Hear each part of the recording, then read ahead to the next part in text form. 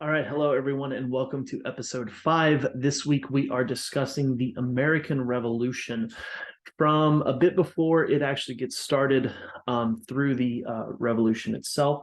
We're going to look at several sides of this, so let's get right into it. The first thing to note is some big questions that we're going to be looking into this week. Number one, what were some of the effects of the French and Indian War? How did it change relations among European powers in North America? Number two, in what ways did the British try to strengthen their control over the colonies after the French and Indian War? How did the colonies respond? Number three, what were the underlying factors in the events of the 1770s that led to the colonies declaring their independence? Number four, what were some key turning points in the Revolutionary War? How did it change the direction of the war? Number five, in what ways did the Revolutionary War function as a civil war? Number six, how was the revolution an engine for political and social change? Number seven, how did the Revolutionary War impact African Americans, women, and Indigenous Americans? Those latter points we may end up talking about next week, more so than this week, but we're going to get right into it. So, the main thing to understand is that, again, by the 1750s, we're going to just use 1750 as a good halfway point through the mid 18th century to discuss this. The English colonies were well established between the Appalachian Mountains and the Atlantic coast. Everything in between that was basically totally under the control of the English colonies.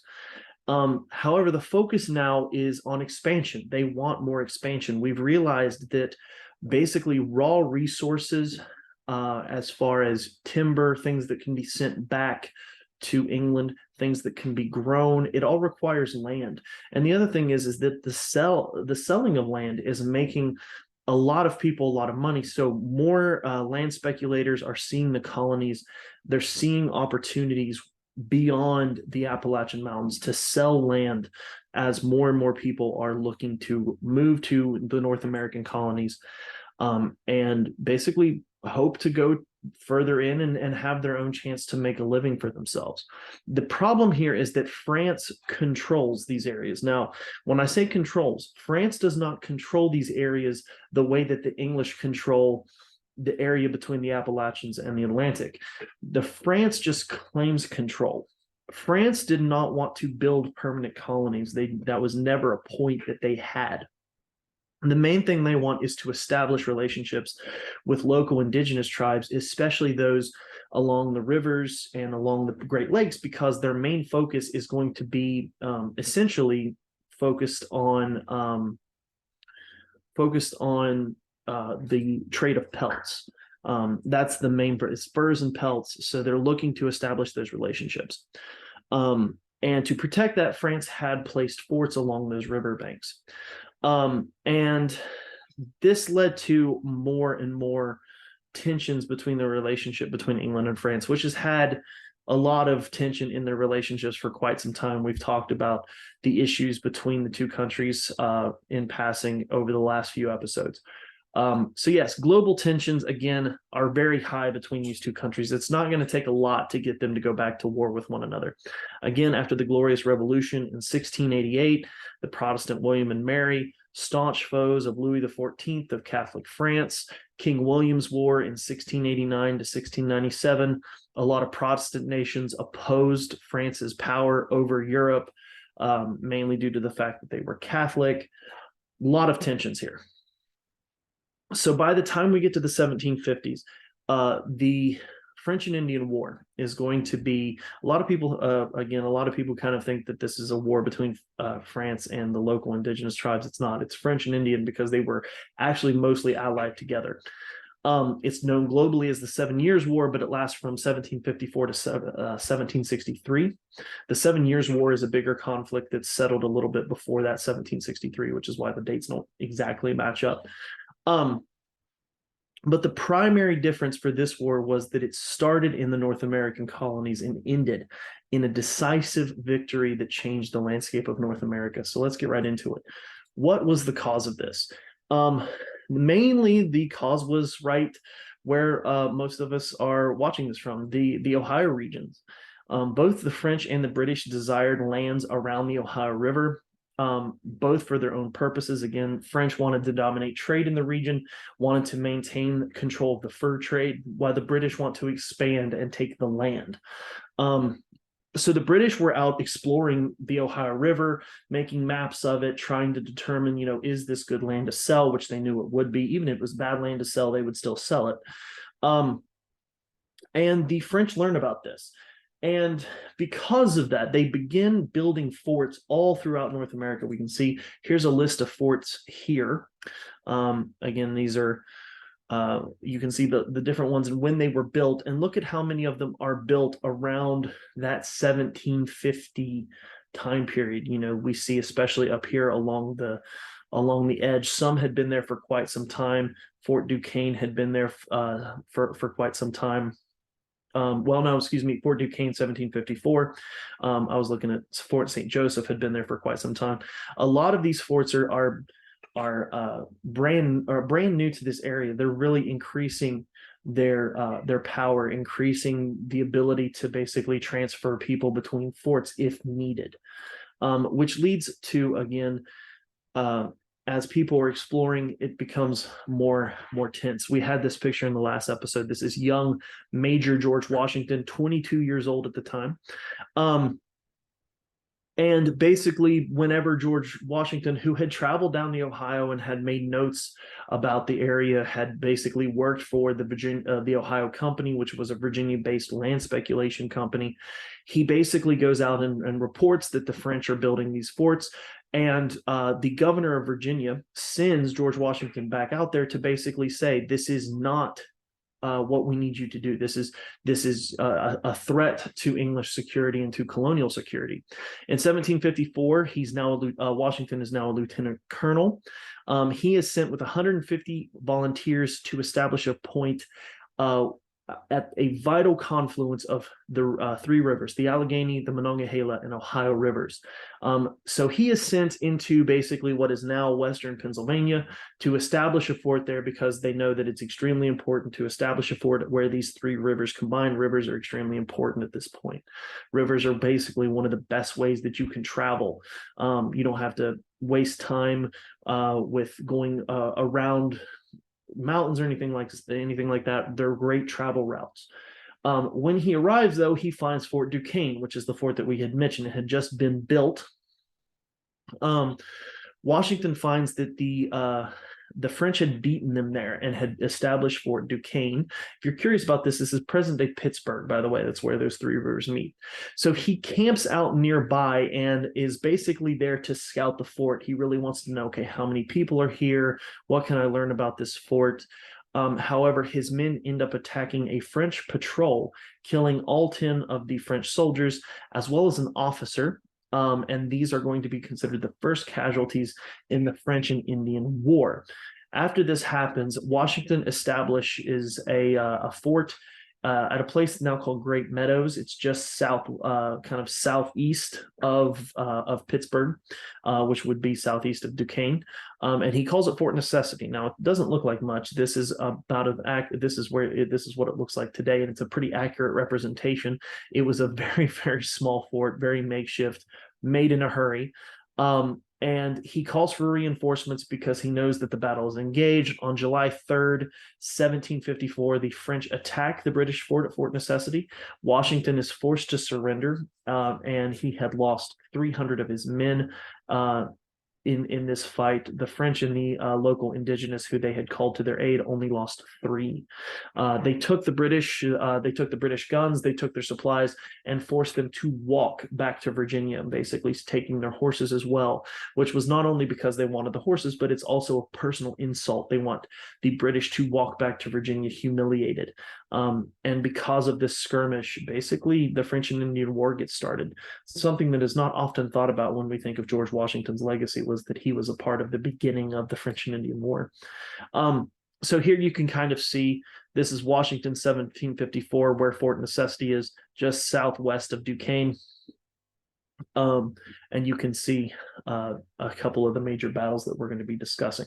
Now, after this happens, there's a lot of concern about, okay, can the colonies really uh, can they protect themselves? This is obviously something that we need to discuss. We're afraid of how the French are going to react to this. So a lot of colonial leaders meet in Albany, New York, at what they call the Albany Congress. And at this Congress, there's an idea brought by Benjamin Franklin, who was a representation of Pennsylvania. He calls it the Albany Plan of Union, which this is often seen in this little piece of sort of propaganda poster or a flag that would have been common to drawing. Basically called for all 11 colonies to join together, headed by a king-appointed president. And an assembly with delegates from each colony forming a general council. He basically wants to have this idea that the colonies are going to join together with some sort of representative body. His idea of a general council was basically to form a colonial congress, have representatives from each colony come make decisions, and then have a king-appointed president. There was no call to vote for the president. There was no call that the president should be anybody specific other than somebody who was appointed by the king. And the idea was basically that we can't wait for the king in England and the parliament in England to make a decision and send that information back to us. We have to have somebody here to see this in the United States. Now, it was a plan that would prove too radical for its time. A lot of people basically said, no, we don't really need this right now. We'll do something more about it later. A lot of people thought about it, and it just never happened. But this join or die push, a lot of people think that this has something to do with the American Revolution. It doesn't. It's actually from the French and Indian War, and was a call for the Albany Plan of Union. Now, the failed Albany Plan basically forces the British government to act very swiftly. They basically say, okay, we have to do something about this. The colonies are in peril. We need to get involved. The British fleet begins capturing French forts as well as ports in Canada to make sure that they can lock down Canada so that more reinforcements can't come. There were about 11,500 people living permanently who were French in Canada at the time. They were known as Acadians, and they were forced out of Canada. Many of them are actually going to travel south. They're going to travel, especially along the Ohio River. They're basically going to escape that way, travel down the Ohio, down the Mississippi, and settle in Louisiana, which was also claimed by the French at that time. And most of them basically stay there and live. And this is actually what has formed into the Cajun culture. So places like the area around New Orleans has a lot of French influence. So when you think Cajun food, Cajun accents, it actually has a lot to do with the French who had escaped there during the French and Indian War. In 1755, 1,000 British redcoats, as they were called, arrive in North America to clear the Ohio Territory. Now, I want to preface this. This may sound like something that doesn't really have much influence. Those 1,000 British soldiers, British redcoats, means that they are British regular soldiers. They are part of the official British Army, and they will have a permanent presence in the colonies from now until the end of the American Revolution, and it was unprecedented. It was one thing to have some soldiers there, but most of the time, most colonial powers, most colonial groups that were there for defense or anything of that nature were militias. They were not regular army. The militias took care of the everyday security of the colonies until this moment. Those 1,000 British redcoats coming here are unprecedented at this time, but it is going to be something that at the time the colonists wanted. They wanted the British Army there to to not only protect the colonies, but also clear the French out of the areas that they're focused on. The other thing that is going to be a key factor in this is the fact that the French had a good relationship with local indigenous tribes. The French, because they had established this positive trade situation, they obviously exploited indigenous peoples for their trade, and sort of would exploit a lot of their wars. Find two groups that are at war with one another, see which one will give you the better deal, side with them, and helping the other group. Helping get rid of the other group. They were exploiting the trade in North America for quite some time, but they're not colonizing the way the English are. So the fact that the English are wanting to expand west, they have this reputation for essentially pushing people off their land. A lot of the indigenous are willing to basically fight alongside the French in hopes of keeping their land, and keeping the English from expanding into their areas. Now, the worst defeat in British history is going to come in this war, and it's very early on, and it happens in the Pennsylvania frontier again, because that area of Pennsylvania, which again, this was a colony at the time, and there wasn't really a set border. So where Pittsburgh currently is was not considered part of Pennsylvania at the time. It would have been considered part of the frontier and basically a disputed or unorganized territory. And obviously the dispute starts here because the British recognize that this should be part of Pennsylvania, and they also recognize that it needs to be taken because of that confluence, the decisiveness, the very important geographic location where those three rivers meet. So they send General Edward Braddock from Virginia to Fort Duquesne. Now, the thing of it is Braddock is a very classic soldier. He has fought in many wars in Europe and has a long-standing reputation. He has never fought in a situation like this before. So whenever he decides to move, he refuses any indigenous allies. He does not want to fight alongside indigenous peoples. He wants no scouts, and basically offers to just go by himself. He knows the way. George Washington is with him, who had been there. So they traveled together at this point, without any indigenous allies. Now, they wore these very thick wool coats. It was mid-July or early July when they take off. They're wearing thick, full red coats, and they're on horses. They're beating fifes and drums and marching, and basically they were tracked all through the Virginia backcountry because that's how he's used to fighting. He is a classic European example of a fighter where you basically go out, put your men out in the field, line them up, exchange volleys, and whoever has the most volleys ultimately wins the battle and takes the field. And war was fought in what they would have called a very civilized and gentlemanly manner. Officers were not to be shot at, that sort of thing. However, that's not the way that this war was fought. In the backcountry, indigenous allies fought the way that the indigenous had, which was frankly intelligently. Rather than standing out in the field, they would hide. They would hide behind locations, fire from defensive positions, guerrilla warfare tactics, things of that nature.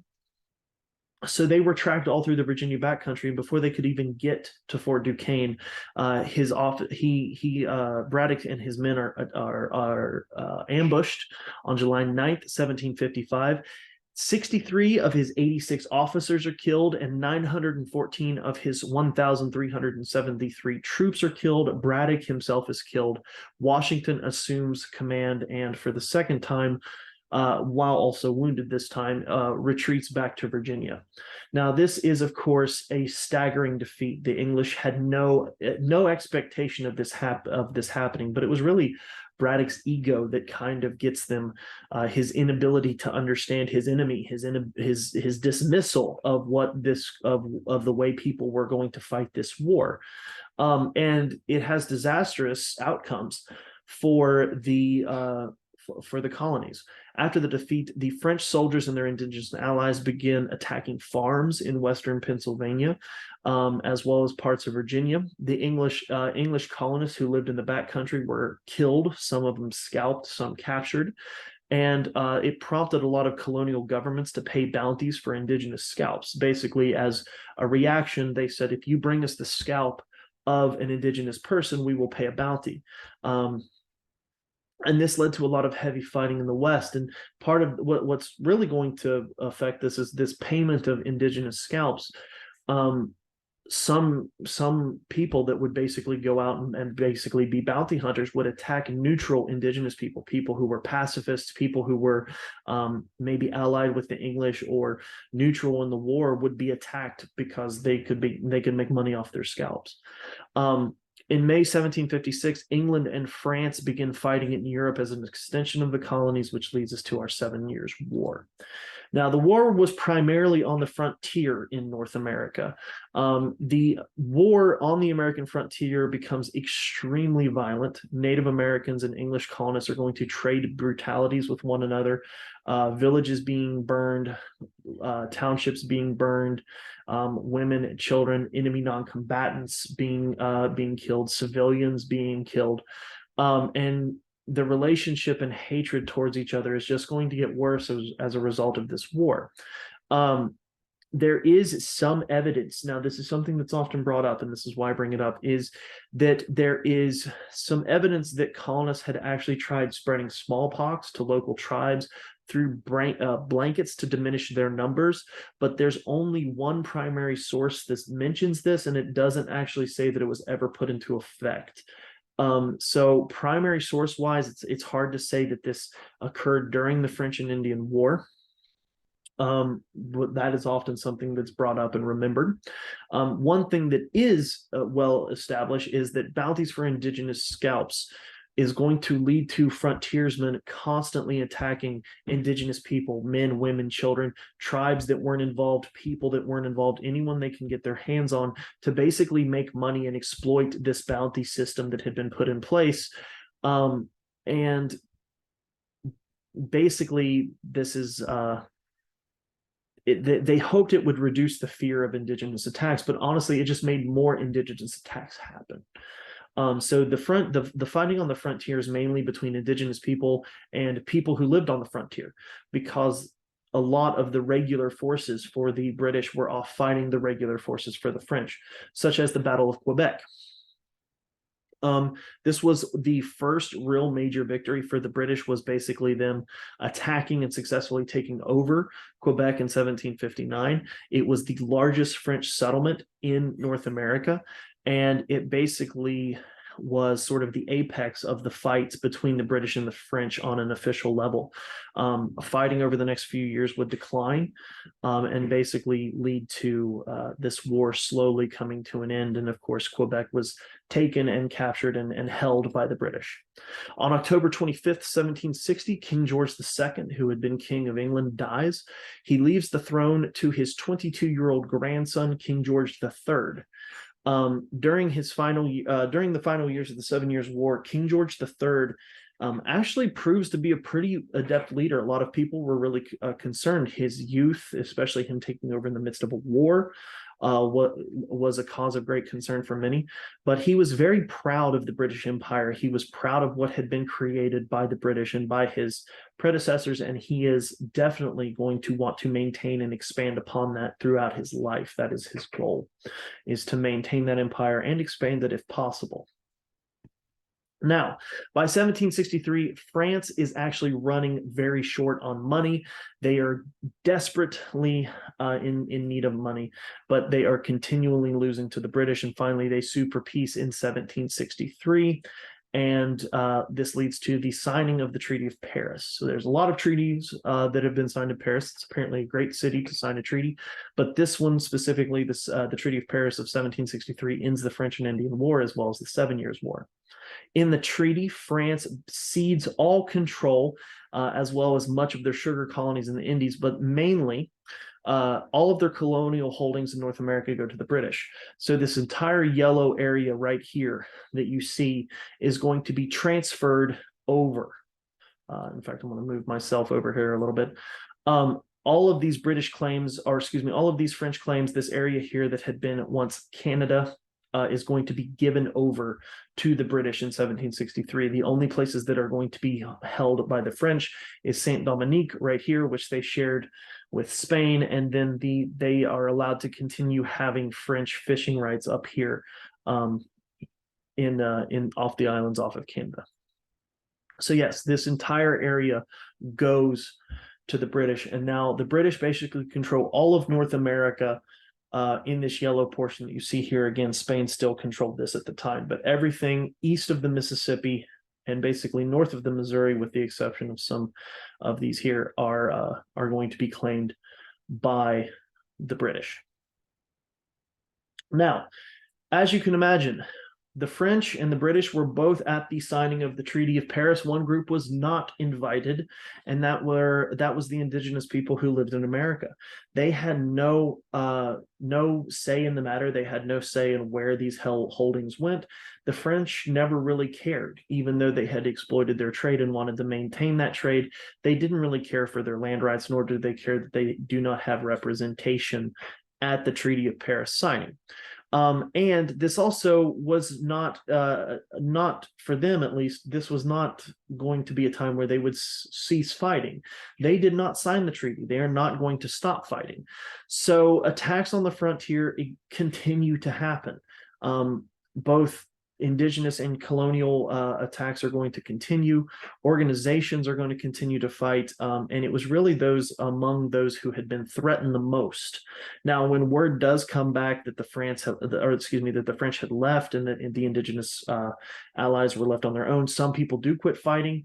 Some people don't. And this is not split between tribes. It's not tribes make decisions. Tribes themselves were split. For example, the Lenape tribe, also known as the Delaware, the Lenape tribe were split. Some Lenape continued to fight.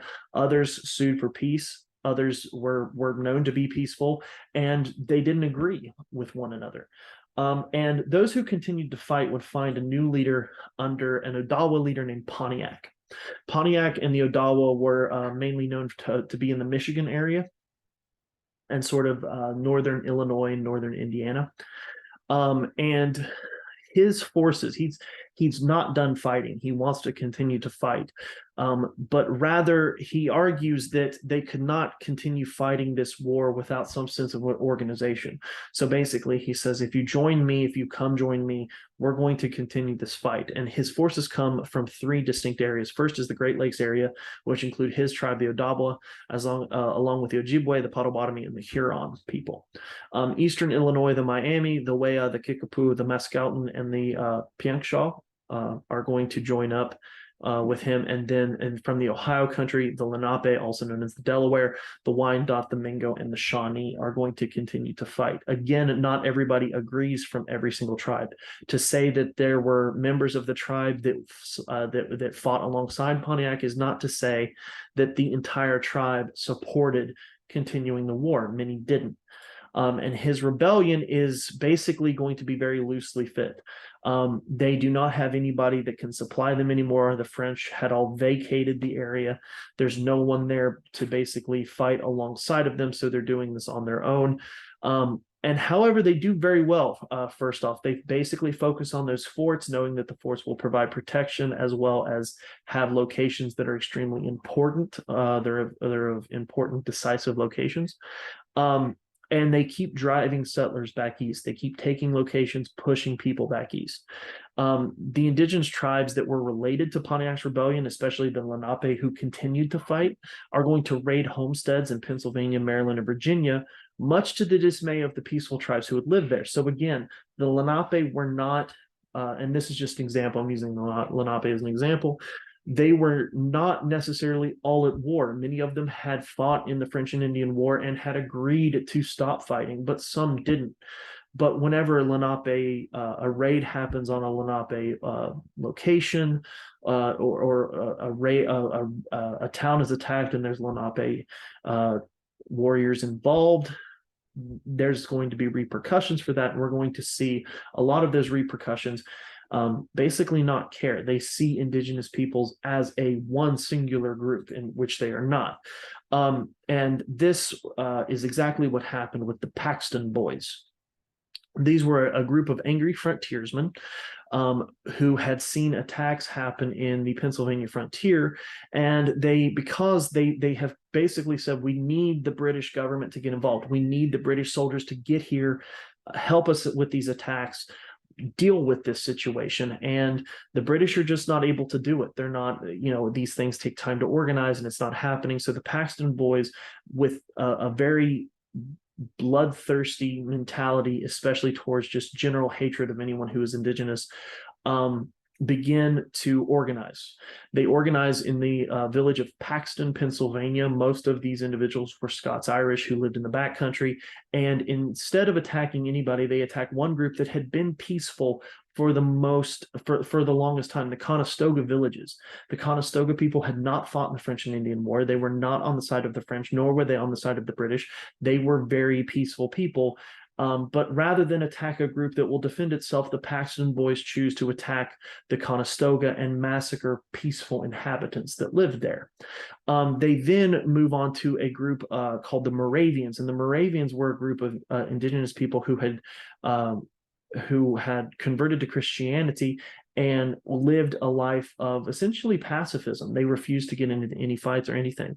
The Moravians find out that the Paxton Boys are going to attack them, which, again, we should note, the Paxton Boys were literally attacking peaceful people who were not involved in any of this. And the Moravians flee to Philadelphia and basically get protection from the governor. The Paxton Boys march on Philadelphia and threaten to attack the city until they were talked down. And in fact, it's going to be Benjamin Franklin that will come out and talk them down.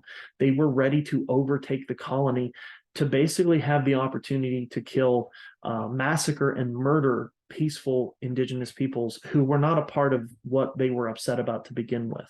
So they are talked down, but it is an excellent example of the kinds of, first, just bloodthirsty focus of people on the frontier, and also the fact that they are targeting people that had nothing to do with it. And it also goes to show that they're willing to basically oppose British authority or counter British authority to get what they want. Now, this violence in the frontier does lead the king to make a decree, but it wasn't the decree that the people on the frontier necessarily wanted. He has a proclamation of 1763. This is mainly due to the increasing violence of the frontier. And what the proclamation of 1763 does is it does a couple things, but the big thing is that it draws a line along the Appalachian Mountains, and it says any settlement or trading beyond that line cannot happen without royal permission. And the only people that he will give royal permission to is basically the military. So basically, the French and Indian War had been fought. A lot of these land speculation companies, a lot of these trade companies wanted to establish lands in the West, but now, even though the war is over, the Treaty of Paris has been signed, they're not allowing them to do this because of this proclamation line, which was there only until the government and the military could do something to basically calm the situation on the frontier down. And as you can imagine, the reaction to this is not going to go over well. A lot of people are very upset about this. It angers almost everyone in the colonies. Those in the frontiers were angry about this because they wanted to move further west, away from centers in England, or centers that would trade with England, centers of those English colonies. The colonial society, a lot of those Eastern merchants, they were hungry to sell land in the West. They were hungry to establish trades out there with both Western tribes as well as anybody who would move out there. So a lot of people are very upset with this decision, and the decision would only kind of gather worse feelings over time. Now, the proclamation was not the only concern. The other concern was that the war was extremely expensive to the British. The only reason why the British had won out over the French was that the French ran out of money first, essentially. And it was England that was determined to make that money back. They had used a lot of their own money to start this, and they basically said this was a war that was started by the colonies. The colonies started this war. It was their war. We had to pay to defend them. We had to fight France to defend them. And therefore, according to a new British government that's put in place, especially George Grenville, who is going to be the prime minister, the leader of the new government, argues that the colonies must pay the full price for the armies, and Grenville is actually going to push colonial authorities, all of whom had been put into place by the king and by the government of England, to collect and raise taxes. Grenville also knew that there were a large number of smugglers in the English in the Americas, and he wants an increase in enforcement to stop any illegal trading. Now, to understand what we mean by smuggling, we're going to have to move into this. There were laws in place called the Navigation Acts, and these Navigation Acts basically put, there's a lot of them. There's a lot of them, but they're all kind of put under the this umbrella term known as the Navigation Acts. They dated back to 1660, and they were generally obeyed. Now, the thing of it is, though, is a lot of these navigation acts, they restricted what could be traded with who. You don't want your colonies trading with France when you're fighting France, or trading with Spain when you're fighting Spain. And trust me, the colonies will do that. The colonies are not overtly patriotic, nor is anybody. If they can make money off of trade, they're going to make money off of trade. They have no problems doing this. So one exception to this was the 1733 Molasses Act. It was massively opposed because the tax on molasses, sugar, and rum. That's what this was all about. Basically, what you would do, for those of you who don't know about the creation of rum, is sugar was grown in the colonies, especially in the Caribbean, where it grows really well. That would be taken and basically turned into molasses, which could be shipped and then traded and made into rum. And the trading of rum was highly, highly restricted by this 1733 Act, because they didn't want rum falling into the wrong hands, and they didn't want tax money for the rum basically not getting collected. So some people started to smuggle rum into places, which basically, when we say smuggling, it was not outlawed. None of this stuff was considered contraband. What they're trying to get around is paying the tax for it. That's what makes it smuggling. It's not smuggling because it's an illegal good. It's smuggling because they're trying to make said illegal good without paying the tax, which is smuggling. And then in 1764, the American Revenue Act is passed, also known as the Sugar Act. We know it more from the Sugar Act than we do it as the American Revenue Act. But it cuts the tax on molasses in half, because the hope is if we can lower the tax, maybe legitimate trading will happen. We'd rather get 50% legally than 100% being lost because of illegal trade. But one thing it does do is it places what we call an import tax, or a duty, on sugar, wines, coffee, and spices, which means sugar, wines, coffee, and spices, that's not stuff that's grown in North America. Sugar, a very small amount, but the wines, the coffee, the spices, those are brought in from elsewhere. If you live in the Americas and you want to buy those, the price just went up, because for a merchant to purchase that off the ships, they have to pay a tax, an import, a duty on those goods. Now, the opposition to this was a matter of principle, because the tax was only placed on the colonies, and it was placed on the colonies at the behest of Parliament. Parliament is a representative body, but the colonies have no representatives. The representatives of that body are just representatives of the various areas in England, not the colonies themselves. So the colonists begin to argue, okay, listen, we're fine with paying the tax. Even if we get representatives over there, we know you're going to outvote them, but it's a matter of principle. You are not allowing us our representation to at least hear us out and say why we don't want these imports put on us. Parliament disagrees with this. They basically say, you're a colony. You don't get representation. You're just a colony. And they continue this, they continue collecting the taxes. Then we have the Currency Act of 1764. This was also opposed by colonists, but the Currency Act of 1764 makes it illegal to print or coin money in the colonies. Now, England has an established currency, the British pound. That was a situation here. The colonies had a shortage of what we would call hard money, which is basically a coin that has some manner of intrinsic value in it. Coins are made out of things that make them worth the amount that it claims to be. So there was a lack of hard money. So to basically continue to have trade, the colonies would print paper money and replace the lack of hard coin with that. However, because there is a lack of regulation with the printing of money, this is something that the British fear. They say this is not something that we can regulate. We don't know what effect this is going to have if you continue to print money and use it without having backed currency. So they ban the use of paper money, which basically plunges a lot of the colonists into financial despair, because now any paper money you have is now completely worthless. So a lot of people lose a lot of their money. This situation is taken even farther with the Quartering Act of 1765. Grenville basically says, hey, remember those soldiers that we sent over there? Well, we're not bringing them back. They're going to remain over there. They're going to remain a presence for a long time. However, officers need to be fed. They need a place to stay. So with the Quartering Act, they basically would take a person's home and say, this officer now has to live in your home. Also, you have to feed for this officer, care for this officer. If the officer needs water or drink or food, you are to provide that for them. And the soldiers were left there basically to continue. They basically said, all right, you wanted our help, you got it, now we're going to exercise our authority. They're there not only to protect the colonies from indigenous attacks, which of course in a place like Boston isn't a problem anymore, but it's basically there because they want to make the colonies more dependent. They want to say, okay, we're here. A lot of their job was basically to crack down on illegal trading that was taking place and dealing with the smuggling, and also just to basically be a presence, remind them that you are dependent upon England. And then, of course, to protect the new lands in the West.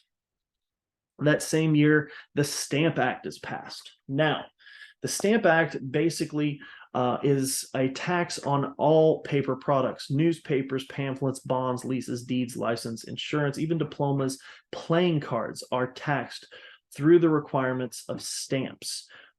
This was, now the thing of it is this was the first example of a direct tax on solely the American colonies for the purpose of gaining revenue. You could argue, okay, we have to ship this to you, so it's going to be more expensive. This was not the case. These items could be made and were made here in the colonies. Therefore, the fact that they are created but then have to be legitimized by the state through the stamp really upsets a lot of people, because it's obvious that the British Crown is not losing money in this situation. In fact, they're just gaining pure profit off of this, and it really upsets a lot of people. And of course, it leads to protests. This act in particular, the Stamp Act, is going to spark a lot of mass anger and a sense of unity in the colonies. One New Yorker even writes, this single stroke has lost Great Britain the affection of all of her colonies.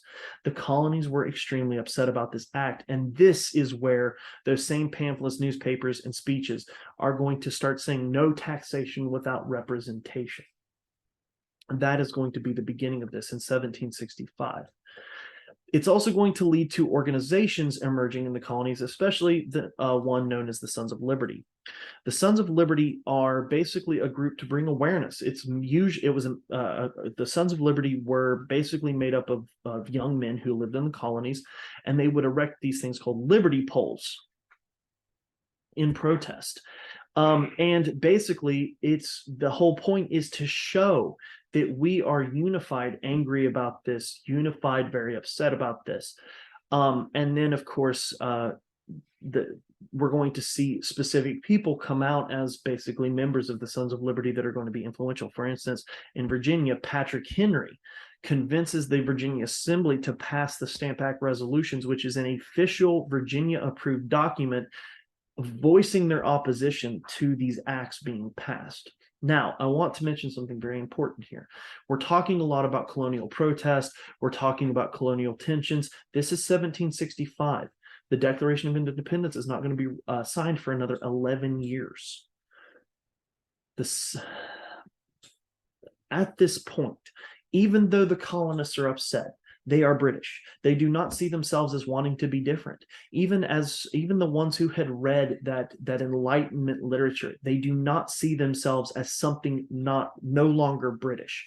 They see themselves as British citizens who are being oppressed or forgotten by their British government, and not even to the point that they wish to no longer be British. They just want to be treated equally and fairly by the British government. It's got nothing to do with a change in identity. It's got nothing to do. The Sons of Liberty are not created to, as of yet, oppose the King of England. They are still loyal to the King, loyal to England. They just want to be treated properly. And we can see this in the kind of early acts of this. For example, non-importation. in order to show England that the colonies would not need to depend on them, they take pledges to boycott British goods, no longer allow the importation of British goods. From 1767 to 1770, protests are going to basically be very economic in nature. They would call themselves patriots. The Daughters of Liberty are basically organized amongst women, and they are basically joining together to take a pledge to not buy British goods and to find alternatives for things that they would buy, like thread, tea, or fabric. They would basically find ways to create new products, create those products here in the United States, or excuse me, in the North American colonies. We'll get to the United States in a minute. We're not the United States yet. That's next week. So they're looking for alternatives. They're working together to sort of find different ways to oppose importing things into the United States, or excuse me, I keep saying the United States, to oppose things coming into North America. This leads to a sense of what we call colonial unity. And this is one effect that does get passed by these acts that are passed by Grenville and his Whigs, as he calls them. Whigs were, of course, a note to the powdered wigs that a lot of members of Parliament would wear. One of the effects is everybody's pretty much on board with this. They are fine with coming together as one unit and avoiding buying and the purchasing of British goods. Non-importation alone sees the import of British goods decline by 40%. The Virginia Resolves get passed by the Virginia House of Congress. It argues that since there is no representation in Parliament for Virginia, only Virginia could impose taxes on Virginia. And the Massachusetts legislature invites colonies to New York City to discuss their opposition to the act, and of those colonies, 9 respond. They draft a document called the Declaration of Rights and Grievances of the Colonies, which said they would not allow nor accept any new taxes without some representation or consent. Again, it's just about representation. Just give us the chance. Even if you continue to tax us, give us some representation in Parliament. Allow our representatives to vote. And it does actually kind of lead to some problems, especially considering that the Stamp Act doesn't even go into effect. It was set to go into effect at a later date. It hadn't even gone into effect yet when it's repealed, and Grenville is actually removed by the king. The king removes Grenville and replaces him with Lord Rockingham in July of 1765. So it doesn't even go into effect. And the thing of it is that they don't even know that it hasn't gone into effect, because in mid-August, a group of angry Bostonians plundered the home of the Royal Lieutenant Governor Thomas Hutchins. And basically, before it goes into effect shortly after, and because of this situation and the fact that it doesn't go, it goes into effect after Grenville is replaced, Rockingham is going to get rid of the Stamp Act shortly after. 1766, it's going to be repealed, and it is a humiliating circumstance.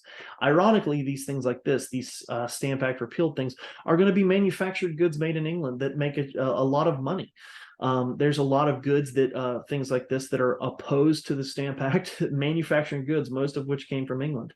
So there's basically companies in England that are willing to make things they know are going to sell in the American colonies, despite the fact that it's literally messages of protest towards England. So yes, now Rockingham is going to get replaced in July of 1766 with William Pitt. William Pitt had served during the French and Indian War, but the main problem is that Pitt makes a man named Charles Townshend his treasury chief. And Townshend still has to make a decision. He still has to try to make enough money back from the colonies. That was not at question at the time. We have to have this money coming from the colonies to pay back for this war. So he pushes through the Townshend Acts in 1767, places a tax on imported goods to the colonies such as glass, lead, paper, paint, and tea. These taxes, again, deeply opposed on the principle of the fact that that there's still no representation in Parliament. Now, as this is going on, as all this is going on, feelings about the British and the frontier are continuing to deteriorate. Remember, a lot of the people who live in the frontier because they want to live away from English society. They do not want to feel like they are being troubled by the English society. And it really only makes their opinions worse with these economic acts. Settlers who lived in the frontier are still upset that that proclamation line is there. They feel that the British government is extremely soft on defending them. They've not done enough to defend them or enact retribution towards indigenous people. And the other thing is that people are still making money, especially in the East, off of this proclamation line, because remember, we said as part of this proclamation of 1763 that you could cross the lines and trade, but only if you had royal permission. Well, a lot of wealthy individuals in places like Philadelphia and other areas, wealthy merchants are basically using their connections with the British military to get licenses to trade. And a lot of people on the frontier are realizing that weapons and liquor, things of that nature, are being traded with indigenous people that could belong to a tribe that had fought against them, and it really upsets them. And there's going to be a series of treaties in 1768 and 1770 that the line is eventually going to be removed. The proclamation of 1763's line is going to be removed, and settlement along the Ohio River is going to begin, which is going to lead to some problems as well, which we're going to discuss. In the Carolinas, the lack of protection along the frontier led to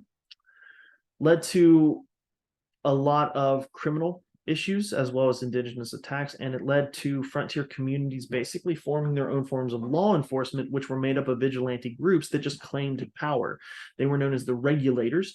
And in 1769, the Assembly actually sets up 6 circuit courts, but did nothing to stop the issue of the frontier. So the Regulators basically continue to act, and one thing they are going to do is they're going to target corruption of local appointees. So they kind of become a vigilante group that is opposed by the Carolina government because they just start arresting people who they see as corrupt, who they see as not having any power, and they themselves have no official cause for power. They're just sort of self-determination of the community, but because there's no regulation, they're just doing whatever they want, and it leads to a lot of tensions between people who live in the frontier of the Carolinas versus the people who claim leadership in the Carolinas. Another aspect before those treaties get passed is that some people are moving across. I'm going to move myself out of the way again. Are moving across that proclamation line, going on something called long hunts. These extended hunts were basically groups of frontiersmen would get together and travel for months at a time, hunting in the backwoods. They would go as far as Kentucky, Ohio, portions of Tennessee. Daniel Boone was well known as a long hunter. They would last for several months, and they discovered something that no indigenous people lived in Kentucky. And they didn't. The area known as Kentucky was completely free of any indigenous dwellings. This was done on purpose. The Cherokee mainly lived in areas of Tennessee, and the Shawnee lived in Ohio, and they had made a decision that they would equally hunt in Kentucky and not bother one another, and to make sure that there was enough animals to go around to make sure that human settlement wouldn't chase animals away. They had both agreed, we're not going to have any permanent settlements in the Kentucky region. So when they go into Kentucky, they find out nobody lives there, which makes Kentucky very attractive because you don't have to push anybody off their land, and they also think that the indigenous people don't want it, when in reality they're just doing it because they want to maintain that hunting ground. The other thing is that while Daniel Boone is doing this, he discovers the Cumberland Gap, which is a gap in the mountains, which is big enough to actually move settlers through without having to go all the way to Fort Pitt. After the French and Indian War, Fort Duquesne is captured by the British and renamed into Fort Pitt. It's now what we know as Pittsburgh. If you wanted to get to the Ohio regions or Kentucky, and you lived in, say, North Carolina, what you would have to do is travel along the Wilderness Road up through Virginia, Maryland, get to Pennsylvania, travel west to Fort Pitt and down the Ohio River. He finds the Cumberland Gap, which is basically now on the border between Tennessee and Kentucky, and you can go right through the mountains. It's significantly shorter, it takes less time. It's not an easy road, but it is enough of a gap that they can get through fairly easily, which is going to be important for the settlement of Kentucky as well. Now, the Townshend Acts again further anger colonists, especially the Sons of Liberty, who are starting to turn into a more radical group, especially in the areas of Boston. Boston, Massachusetts is the quintessential port town in the American colonies. And there's a lot of people there who make a lot of money off of these, specifically known as Samuel Adams and James Otis Jr. They are starting to become deeply divided in this area between loyalists who support the king and patriots who, again, do not oppose the king. They oppose what the king is doing. They don't oppose the British government. They oppose the treatment that they are receiving. The fact that the anger is getting worse and the fact that this organization is becoming more stronger, we're going to see the colonies, especially in the urban East, that those protests are going to start turning to bloodshed, which is exactly what happens on March 5th, 1770. March 5th, 1770, there's snow on the ground in Boston, and there are some soldiers that are standing outside of a custom house. They were guarding the customs house, and a group of people, probably organized, started to heckle them. The crowd kind of grew and got bigger, and more people showed up, and the heckling got worse. The soldiers got a little spooked, called some reinforcements in. A group comes in to basically kind of stand and make sure that none of this really becomes a problem. They then start throwing snowballs. There is some belief that the snowballs may have been packed around rocks as well. And it gets really confusing as to what happened in this situation, if there was a gun that went off accidental, or if somebody was hit and harmed by the rocks, or what exactly happened. But at some point, the English soldiers fire into the crowd, leaving 5 people dead, including a former slave named Crispus Attucks. A lot of people consider this one of the first groups of people to basically be killed in the American Revolution. However, based on the dates, it's kind of hard to say that. There was not an official revolution that was taking place yet. So to say that they are the first casualties of the American Revolution is kind of a misnomer. It doesn't really fit the situation all that well. But the reaction by Boston, as you can imagine, is not good. The soldiers are arrested and charged with murder, but this leads to some tensions because the British Crown demands the soldiers face trial in England, which upsets the Bostonians. They want the soldiers to face a trial in Boston because they believe that there will not be a fair trial if there is a trial done in England, and England believes there will not be a fair trial if there is a trial held in in Boston. I don't know why I keep saying the United States. We're not there yet. Now, the trial does happen in Boston, but there's kind of a little bit of irony here. Samuel Adams's cousin, a soon-to-be founding father and the soon-to-be second president of the United States, John Adams, acts as defense for the soldiers. He basically, breaking from his cousin's wishes, offers to act as a defense counsel for the soldiers and basically sees them come up with a verdict of not guilty. Adams basically said he believed everybody has the right to defensive counsel. So he stepped in and said that he would defend these soldiers and that they should deserve a fair trial, and they got one. Soon after, in 1770, Parliament repeals the Townshend Acts, and the soldiers in the Boston area are relocated to Canada. Now, this leads us to another situation that happens in Boston known as the Boston Tea Party, but there's a lot of concern and confusion about what actually happens with the Boston Tea Party, mainly because in 1773, the British Prime Minister named Lord North is basically contacted by the East India Trading Company. We've talked about them in the past. They are financially struggling. They have about 17 million pounds of tea that needs to be sold as quickly as possible. So they want to sell it. And Lord North comes up with an idea. We'll sell it to the colonies. So 17 million pounds of tea comes to the colonies, And it's not going to be taxed because, again, they're making it out like we don't want the tax. There's not a tax on this tea. The problem with this tea is that 17 million pounds of tea being introduced to the American colonies will cause the price of tea to plummet. That is so much tea that it's going to reduce the price of tea. Well, why would you reduce the price of tea, you might ask? Well, it's because you want to stop smugglers. There are people smuggling tea into the colonies. Remember, we said that it's the same situation with the Sugar Act and the Molasses Act, was that by getting rid of that tax, you're hoping to legitimize the business because now it's no longer financially worth the risk to smuggle. So they're hoping that by introducing this tea with no tax, that this will lead to a decrease in smuggling. Now, the price of tea is going to go down, but guess who makes money off of the smuggling of tea? A lot of the people that are in charge of the Sons of Liberty.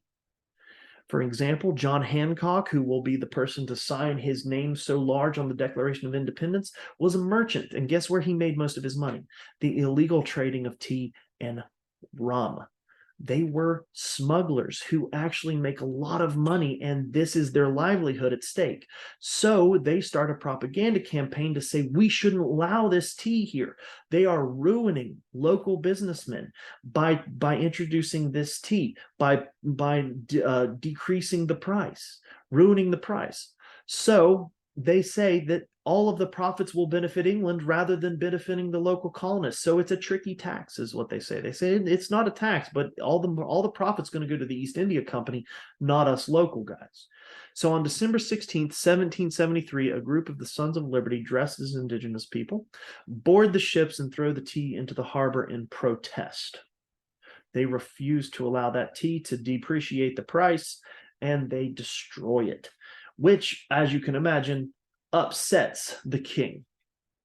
Lord North convinces Parliament to pass a series of acts known as the Intolerable Acts.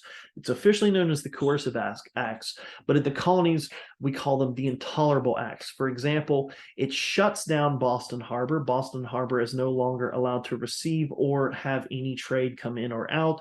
It reenacts the Quartering Act. Those soldiers are brought from Canada back to Boston and are forced back in people's homes. It also means that there will be no trials of British officials, no crimes against British officials will be held in Boston. Everything has to happen in England now. The act is extremely upsetting to the colonies because it's basically the first time that these acts are done in a sense of revenge. This was done to punish the colonies, specifically Boston. But it does drive a wedge between the colonies and England. Again, everything that had been done thus far, in the eyes of Parliament and the eyes of the British, is legitimate. We're doing this because you got us into a war that we had to pay a lot of money for. This is the one thing that's now seen as punishment towards the colonies. We also have further trouble in the frontier because in 1774, a short time before this, a group of drunken settlers massacres a Mingo village near Yellow Creek. Now, the attack is a lot of the relatives of a local Mingo chief named Chief Logan. Chief Logan had always been a friend to the English. He was not a person who necessarily saw himself as anti-English. He and his men, his warriors, did not fight alongside Pontiac. So this violence, the fact that his family was killed, including a female relation of his who was pregnant, and had the baby killed as well. He basically he can't believe that this has happened. There's a little bit of he's basically been historically peaceful both towards settlers and to the English. He's so angered and heartbroken that he travels north across the Ohio to the Shawnee. Now, the Shawnee, we haven't gotten really a chance to talk about them, but the namesake of this university, the Shawnee are considered the quintessential fighting force in this area. If you want people who know how to fight, you get the Shawnee. They were crucial to the ability to fight in the French and Indian War. Many of the Shawnee, most of them, fought alongside Pontiac. They don't like the British. They're always happy to fight because they realize that it's their lands that are being looked at. They lived in basically central and southern Ohio. They don't want any part of this. So they agree, and alongside Chief Logan, the Shawnee start raiding along the Ohio River, raiding those settlements. The governor of Virginia, who laid basically responsibility and claim to the areas of what would now be West Virginia, Kentucky, and Ohio, is forced to act. And basically, we have what we call Lord Dunmore's War. Lord Dunmore orders troops to journey west to confront the Mingo and the Shawnee. They meet at a point on the Ohio and Kanawha rivers called Point Pleasant on October 10th, 1774. The story of how it became Point Pleasant is a little bit convoluted. One was the story I've always heard is that there were some frontiersmen that were camping there and called it a pleasant point right on the river where you could see two rivers, and that's where it got its name. But the defeat, this battle that takes place at the Battle of Point Pleasant, sees the Shawnee and the Mingo suffer a defeat, and they're forced to cross the Ohio River and move back north to into Ohio. Now, one of the key situations here is that the Shawnee chief Puxenwau is killed. Puxenwau has a son. In fact, he's got two sons, but he is the father of Tecumseh, and he was killed in this battle. So that's something to remember when we here in a couple episodes talk about Tecumseh. Now, they chase Lord Dunmore's forces chase Logan and the Shawnee north up to just south of modern-day Circleville, and finally they catch up at a place called Camp Charlotte, which is still south of Charlottesville. There's a historical marker there near a farm that shows the location of where the camp was held. The Shawnee agree to surrender, and in this surrender, they give up a lot of their lands in southern Ohio. Logan was too betrayed by the murder of his family, refuses to surrender, but sends a letter known as Logan's Lament, which was read. So he refuses to meet, but he felt that he had failed his family and had been hurt by the people that trusted him. Here you can read through this. Take some time to read through this, pause the video. For the sake of time, I will not read this, but I will say it mentions that Colonel Cresap was a colonel that was an official member of the British Army. He was not the person that committed the attack.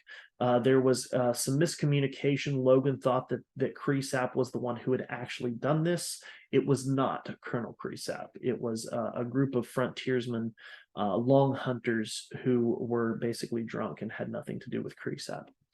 But I wanted to mention that. Now, the situation between Lord, and also I will mention this as well, a lot of, I think historically, the Battle of Point Pleasant is considered the first battle of the American Revolution. Again, it's not.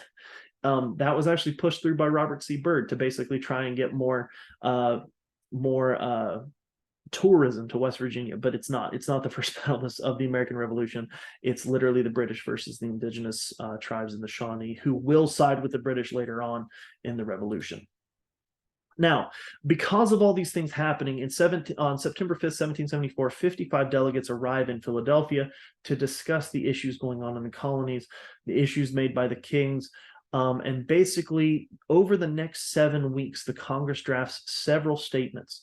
And the people that are going to be at this Congress are notable people: Patrick Henry, Samuel Adams, John Adams, Thomas Jefferson, George Washington, Benjamin Franklin. They're going to be at this Continental Congress, and they all affirm their loyalty to England and say, we want to establish peace, liberty, and security between our countries. We do not want this to get out of hand. They push for mass boycotts of British imports, again, use that economic power as a protest, but violence, anger cannot escalate. We have to come to a sense of peace, liberty, and security between England. They see themselves as England. They do not want to change that, even in 1774. But however, the fact is that violence continues to happen. It continues to take place. most of the patriots in Congress believed that the king would back down, that eventually they will say, okay, well, we've acted harshly, we're sorry, we're backing down. There are some powerful voices, however, that see the writing on the wall. For example, Patrick Henry of Virginia, while at the legislature in Williamsburg, gives a speech and says, "Give me liberty or give me death," which was a sentiment that was shared by many. But as you can see in this depiction here, a lot of people were shocked because he's basically calling for open rebellion. Patrick Henry was amongst the more radical of the groups. So it shocks many even more whenever the king declares that the colony of Massachusetts, because these actions have taken place in Boston, the colony of Massachusetts is in open rebellion, which basically allows him to declare martial law, and we are leading now towards a situation we're not going to be able to get out of. This came to a head when British soldiers hear that there are a group of patriots, many of whom are parts of the Sons of Liberty, James Otis, as well as Samuel Adams, are getting together in local locations in Lexington and Concord to basically get weapons stored together. So they organize in Boston and are ready to move on Lexington and Concord to basically take over the position there, take the weapons, seize the weapons from the Sons of Liberty, and make sure that this doesn't turn into basically a fight. However, the Sons of Liberty expected this and, of course, had a series of spies throughout Boston, which basically leads to the Midnight Riot of Paul Revere and the others who are well known in that situation. And basically, they come out and they call people to come to their defense, which they do, which brings about the Minutemen, local farmers who, in a minute, were ready to go and ready to fight and came to Lexington and Concord to stand up to the British. The two groups meet near Lexington, and there's a silent standoff that takes place. The leader of the British tells them to lay down their arms and leave. They refuse to do it. Now, again, they are not firing. They refuse to disorganize. They refuse to just lay down their arms and go away. They are just standing there. And this is where the shot heard around the world takes place. Again, we're not sure to this day who shot. Was it a British soldier? Was it a civilian? Was it one of the Sons of Liberty? Was it somebody, a sharpshooter? Was it something completely unrelated? Regardless, the shot rings out, the British react, and this leads to basically a battle. Now, the battle sees the Sons of Liberty basically retreat, but because they had been fired upon, the Sons of Liberty litter the road back to Boston and basically use those same tactics that indigenous people had used in the French and Indian War to basically fire some shots at the British as they march back to Boston. And by the time the British arrived back in Boston, they had suffered a lot of casualties compared to a lot of others. In fact, 3 times as many casualties as the Sons of Liberty. Now, this situation here basically means, yeah, Massachusetts is in open rebellion, and it's going to continue to be so. They basically realized that we have to do something. On June 15th, 1775, George Washington was selected by the Second Continental Congress to act as a leader of a new national army. That same day, the same day Washington took command on June 17th, 2 days later, a group of armed farmers outside of Boston joined together to basically fight the Redcoat reinforcements at Bunker Hill and Breed's Hill. And even though the farmers would retreat, the British suffered 1,054 casualties, twice as many as the American colonists did. Now, the key here is that when George Washington is selected, this is one of those stories that you just have to understand how Washington is. Basically, they were getting together to decide, okay, if we need to build an army, who is going to do this for us? And they sort of look around the room, and then there's George Washington wearing his uniform and all his medals and everything. He wears everything that he had earned in the French and Indian War, and they're like, "Oh, he's a soldier. Let's choose him." And he's like, "Oh, me? No. I'm honored." He had dressed for the occasion, knowing that they were going to select somebody, and basically he showed up to be selected. And he's going to be selected. Now, despite the fact that they're already at this point, Again, the colonies and that Second Continental Congress are not yet ready to separate ties from England. If we can keep this, then we will. 3 weeks after Bunker Hill, they send the king what they call the olive branch petition. Again, the olive branch being a symbol of peace. And it asks him to seek peace with the colonies that had been angered. In other words, fix this situation with Massachusetts. King George III refuses to look at it, declared all of the colonies were in open rebellion, and declared members of the Continental Congress as traitors, punishable by death. So in other words, if you even had supported the king, which some had, for instance, South Carolina had basically said, you're dragging us all into a war that we want no part of. The delegates from South Carolina were extremely loyal to the king, but now they have been called, even though they had been loyal, they had been called traitors. So we get to the situation again. You can see John Hancock's picture signing there. This was actually on the olive branch petition. He always signed his name really big. But yes, it's not a good situation. Now, the fighting now, basically the war is called itself, where we are in open rebellion. So because the king had said it, basically they are. So the fact that the militia, the fighting between militia and British regulars had spread, Congress actions were decided by January 1776. The Revolutionary War is underway, and the Congress gets together basically saying, okay, if we're going to be in this situation, we need to explain to the world how we got here, why we're here, and why we are doing this. More than telling the world, they want to explain it to the American people, because at this point, about 33% of people in the colonies agree that war needs to take place and that independence should happen. Another 33% are opposed to any sort of independence. They are loyalists. They do not want to separate from England. And then another 33% are basically neutral, just kind of, I just want to get through everyday life. I don't care who's in charge. I don't care if I'm British. I don't care if I'm American. I just want to get to tomorrow. So basically, they want to explain the reasons to the American people why they're getting involved. This comes in two phases. The first is through Thomas Paine. He was a radical, had been very vocal about his support of a lot of Enlightenment ideas, and he pens a pamphlet called Common Sense. In this, he explained that it was the king, England, and the British system that was to blame for the woes of the colonists, not just Parliament. A lot of people were not mad at the king. They were mad at Parliament. They felt that the king had nothing to do with this. But he argues that Parliament is an extension of the king. The king is the embodiment of England, and the entire system has brought about the problems that we here in the Americas face. He argues that American independence is not only practicable, but inevitable. It's going to happen. And in 3 months, 150,000 copies of his pamphlet, Common Sense, are going to be circulating throughout the American colonies. And a lot of people read this, agree with him, and join and say, okay, we support independence now. So with that explanation, the colonies are well established. It's time to explain to the king formally and the world why this is happening. In June 1776, the colonies urge their delegates to declare official independence. The resolution is passed on July 2nd, 1776.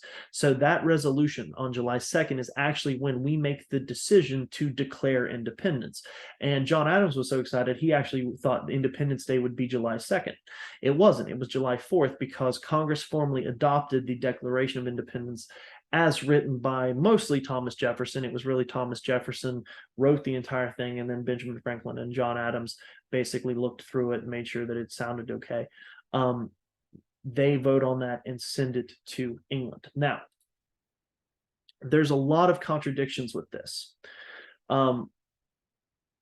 Again, America has a lot of ideas: natural rights, freedom, self-government, representation in government, tyranny.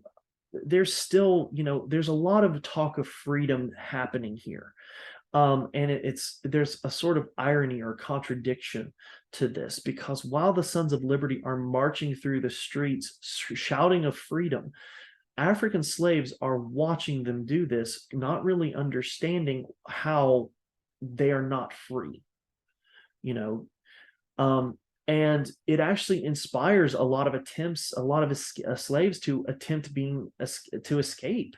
Most of whom are captured and killed, many gruesomely to act as a example to others.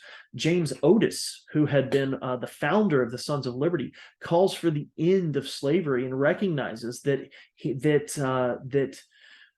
there's no way that Americans can say they are oppressed or that they are under the spell of a tyrant while slavery still exists. However, his calls are basically ignored. Nobody listens to him.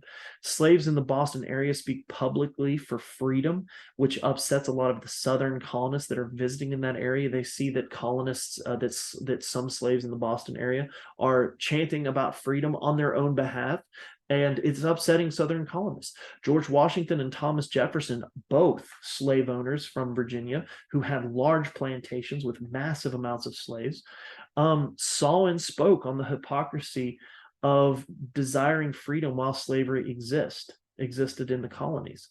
One of the first poets one of the first African-American poets, Phillis Wheatley, wrote of the absurdity of colonists fighting for fighting for freedom while slavery was still maintained. It was very well aware to a lot of people that the colonists are fighting for freedom whilst denying freedom at an even greater degree to the enslaved people.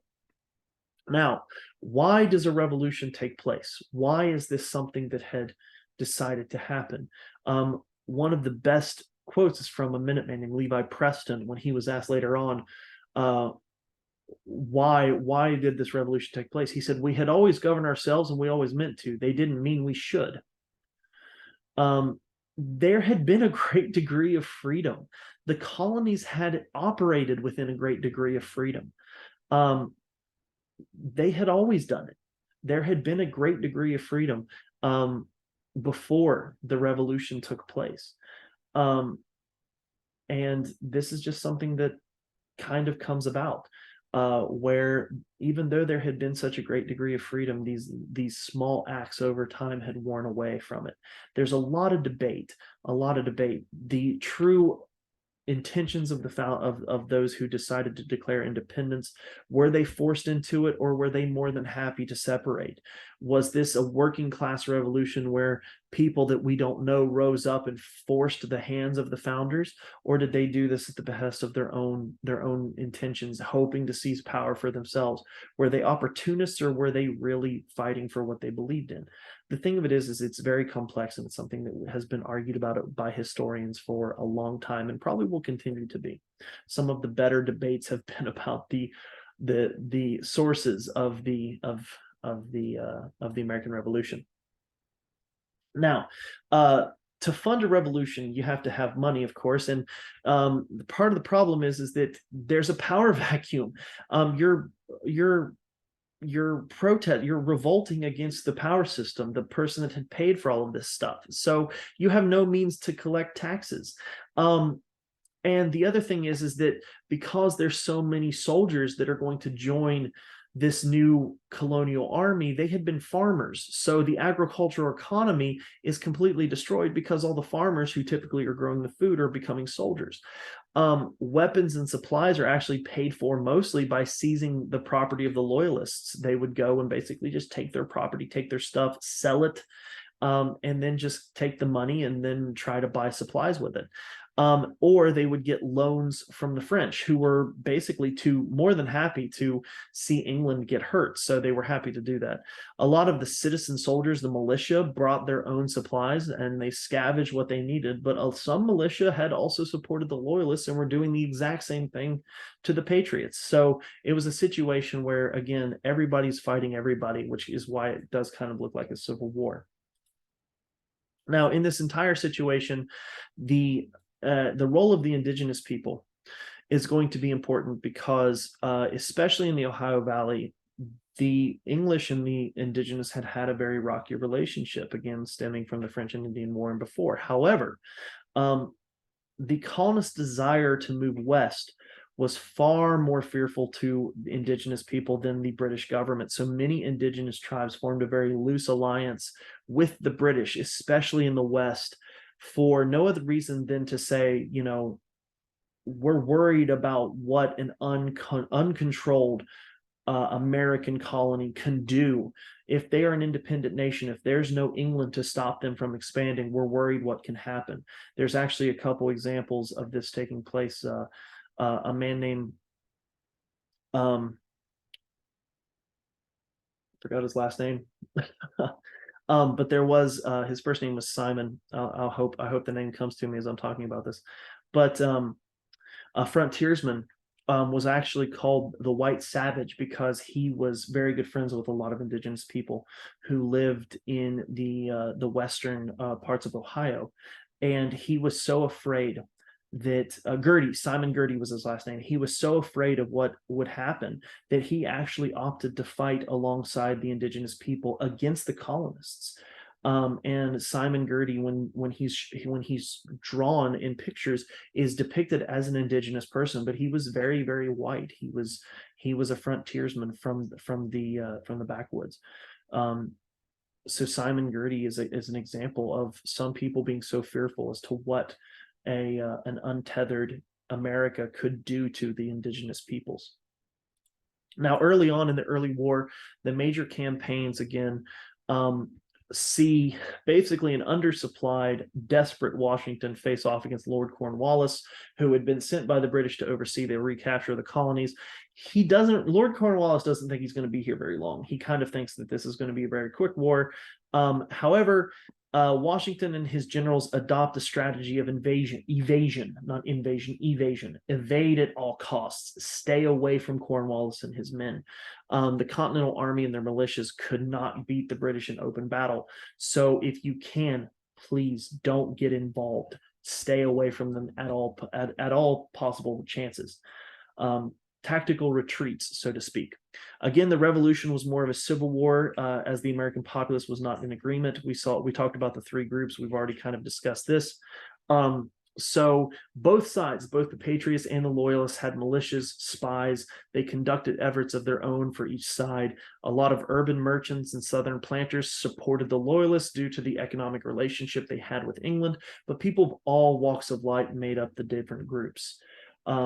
The real turning point with this war, we're not going to talk about the military side of things, the military history. It's really interesting if you're into that, but troop movements are just, we don't have enough time to explore that.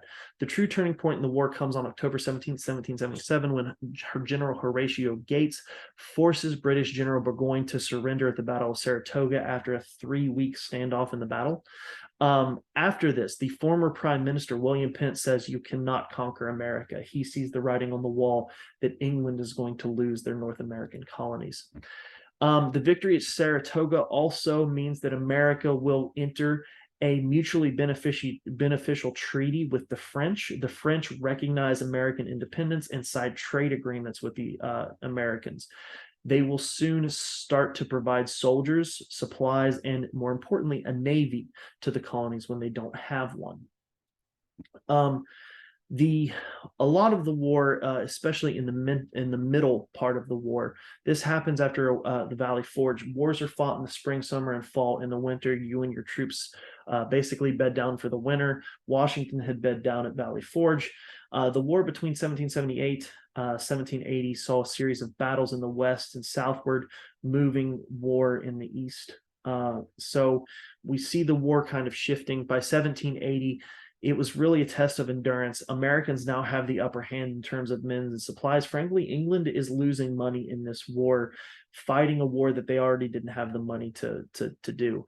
By 1781, Americans had firm control of the southern theater, and Cornwallis is escaping north. He's basically trying to move his army north to meet up with Benedict Arnold in Petersburg, Virginia. He then moves on to Yorktown, Virginia to set up a headquarters. And basically, he's waiting for the British fleet to come pick him up.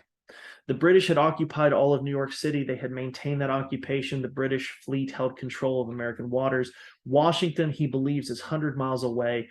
And Cornwallis is there basically planning to regroup and continue the fighting.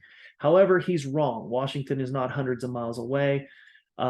On August 30th, 1781, French Admiral Francois Joseph Paul de Grasse arrives with 24 warships and 3,000 troops, and basically cuts Cornwallis off from escaping via the sea. And before he can escape inland, Washington arrives. He sped to Yorktown and basically surrounds Cornwallis. Basically, he's completely trapped. More soldiers move into Yorktown, and pretty soon Cornwallis is surrounded on all sides by 19,000 soldiers. On September 28th, the battle begins with cannon bombardments, basically firing down into Yorktown. October 17th, Cornwallis surrenders. Because of his surrender, the Treaty of Paris takes place in 1783. While the British still control much of the American coast, they also control Savannah, Charleston, and New York. The fact that Cornwallis is defeated, surrenders, and captured basically ends the war. The king refuses to send any more troops. They don't have the money to fight. They don't have the desire to fight. So Parliament begins discussing terms for a peace. John Adams, John Jay, Benjamin Franklin, alongside the French and English, go to Paris. And basically September 3rd, 1783, the Treaty of Paris is signed. The treaty recognizes American independence, recognized America as going from the Atlantic coast to the Mississippi River. Notably, the indigenous Americans, again, were not present, had no say in the negotiations nor of the lost land. Pre-war debts owed to British merchants would still be paid and not impeded on. In other words, if you owed money to the English merchants, you still have to pay it. So I know this has been a long one. I'm really sorry. Looking forward, after the victory through the American Revolution, America faces a greater challenge because you are now independent, which means you have to form a government, you have to maintain independence from other foreign powers, people that would wish to take you over, and of course you have to keep everything nice and cohesive between the states. During the war, the Continental Congress began working to achieve that goal, but they do so with the memory of living under George III as very fresh. So governments of any form are going to be distrusted, and then of course there's a lot of new concerns, which we're going to talk about in our next episode. Again, I apologize for the length, and thank you all, and I will see you all next time.